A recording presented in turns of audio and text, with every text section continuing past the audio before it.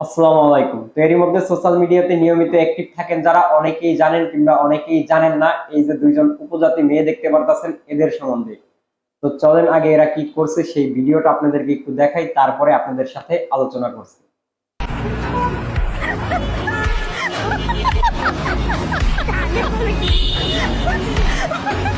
মানে আমাদের আপনিও কম না, আপনিও কম না করে কেমন ভাইয়া কষ্ট এত কষ্ট দিতেছি ওনারা। হ্যাঁ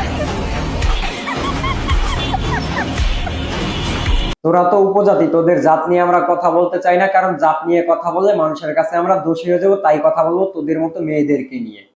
সঠিক বলেছেন, আপনার বুদ্ধি ভালো। কারণ তোরা উপজাতি হোস আর যেটাই হোস, তোরা হচ্ছিস মেয়ে মানুষ। তোদের মাথার উপরে ছাদ আছে, এই কারণে তোরা কিছু বুঝতেছিস না। তোরা যে কাজগুলো করছিস একদমই ঠিক হয় না। ছেলেটা হয়তো বেলের বদলে রশি দিয়ে কোমরটা বাইন্ধা রাখছে, কিন্তু তোদেরকে ঠেলা নিয়ে যাচ্ছে, কারণ তোদের মতো বাপের হোটেলে খাইয়া দুইটা গরু হইছে, সেই গরু দুইটার ওয়েট বেশি, এই কারণে চালাই নিয়ে যাইতে পারতেছে না, যার কারণে তোদেরকে ঠেলা নিয়ে যাচ্ছে। তারপরে তোরা এই সবকিছু বোঝার পরও ছেলেটার সাথে ঠাট্টা করলি, মস্কারি করলি, ভিডিও করে পোস্ট করলি। এতে কিসের পরিচয় দিলি? তোদের ফ্যামিলির লোকজন ভালো? তোর বাপ মা কি ভালো? ভালো শিক্ষা কি তোদেরকে দিয়েছে? ভালো শিক্ষা যদি তোদেরকে দিত তাহলে কি তোরা এই কাজটা করতে পারতি কখনো? তোরা হচ্ছিস মেয়ে মানুষ, তোরা কিভাবে একজন ছেলের কষ্ট বুঝবি? তোরা বাপের ঘরে থাকলে বাপের হোটেলে খাইবি, স্বামীর ঘরে থাকলে স্বামীর হোটেলে খাইবি, আর এইটা লাগবে ওইটা লাগবে হুকুম করবি। তোরা তো কখনোই পুরুষদের কষ্ট ভালোভাবে বুঝতে পারবি না যদি তোরা ওই পর্যায়ে না যাস। তোরা যে রিক্সায় উঠছিস, সেই রিক্সা ভাড়া কি নিজের থেকে দিছিস, নাকি স্বামী টাকা দিছে সেই টাকা দিয়ে দিছিস, নাকি বাপে টাকা দিছে সেই টাকা দিয়ে দিছিস? তোরা তো মেয়ে মানুষ, কথায় আছে না, মেয়ে মানুষের সবসময় হাঁটুর তলে বুদ্ধি থাকে। তোদের দেখে সেটা কিন্তু বাস্তবে প্রমাণ হইল।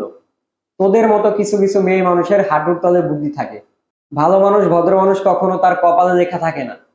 মানুষের স্বভাব চরিত্র, কথাবার্তা, তার ব্যবহারেই বোঝা যায় সে কতটা ভালো, সে কতটা ভদ্র। তোদের কপালেও যেমন লেখা নাই তোরা ভালো, তোদের কপালে লেখাও নাই তারা খারাপ।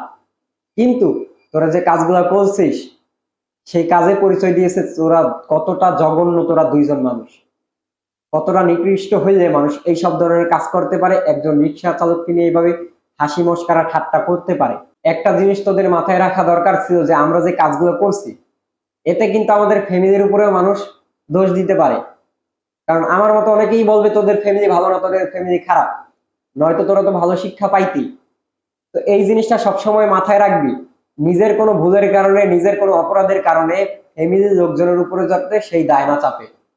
এটা যদি মাথায় রাখতি তাহলে আজকে এই কাজটা করতে পারতি না। তোরা দুইজন এমন একটা জিনিস ভাবলি যে আমরা কতটা গর্বিত, আমরা কতটা গর্বিত যে আমরা সামনে দেখতে পারতাছি এরকমের একজন রিক্সা চালক যার কোমরে বেল নাই, রশি দিয়ে বাঁধছে, আর আমরা কতটা ভদ্র, আমরা কতটা শিক্ষিত, আমরা কতটা উচ্চ পর্যায়ে আছি। তাহলে বুঝ, তোরা নিজেদের গর্বে গর্ভবতী হয়ে গেছিস, তোদের আর ভাতার লাগবে না।